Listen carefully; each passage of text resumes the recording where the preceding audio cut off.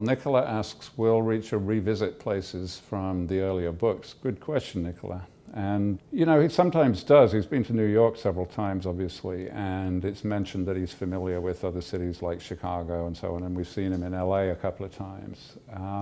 In terms of specifically revisiting the very out-of-the-way places in some of the books, I don't suppose he ever would, because he's a guy that always wants to move forward. You know, he's got no interest in revisiting the past. It's always about what's coming next. So unless just purely by coincidence he happened to roll through, I doubt if he'll be back to those places.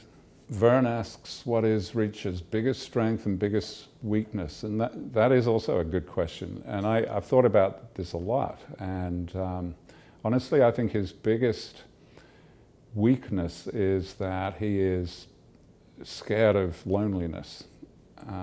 His biggest strength is that he can deal with solitude. And those two things are basically contradictory. So his life is always a tension between being happy on his own and being worried about being forever lonely.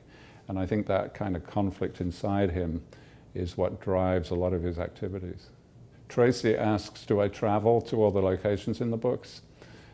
Well, I do, absolutely, but not necessarily for the book. You know, it's much more of a reverse order thing, that I will have been somewhere for some other reason, and I will, you know, think this is a cool place, or this is an interesting place, or this has an aspect that is fascinating.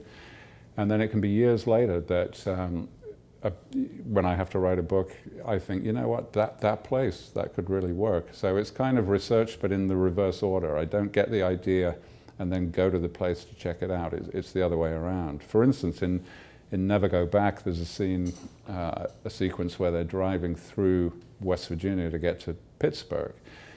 And I did that. I was at the West Virginia Book Fair a couple of years ago, and then I had to drive to Pittsburgh to the movie set where they were shooting the Jeff Reacher movie. And so that journey was fun. It was a fascinating journey through all kinds of weird and cool places. So it obviously stuck with me, and then it showed up a couple of years later in the new book.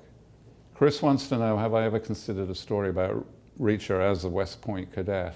And yeah, I really have, although I think it would be a kind of limiting story in a sense, because, you know, what could you do other than just have, like, you know, a murder at West Point or something, and that's a rather old-fashioned kind of a plot that I probably wouldn't want to do. And I think the reality of West Point is a lot less glamorous than people imagine.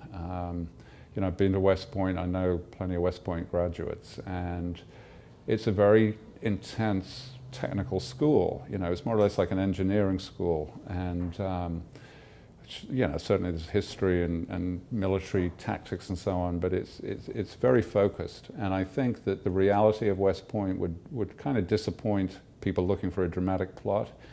And I think if I then jazzed it up to make West Point really dramatic, then I would get all these alumni complaining, hey, you didn't get that right. So ultimately, I think it's better something left in the past and rather than explored.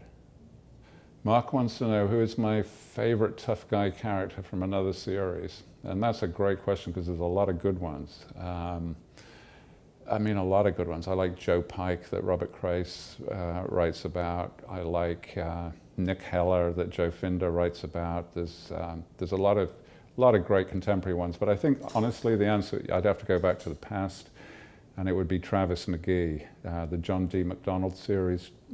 Travis McGee, 21 books, each one of them with a color in the title.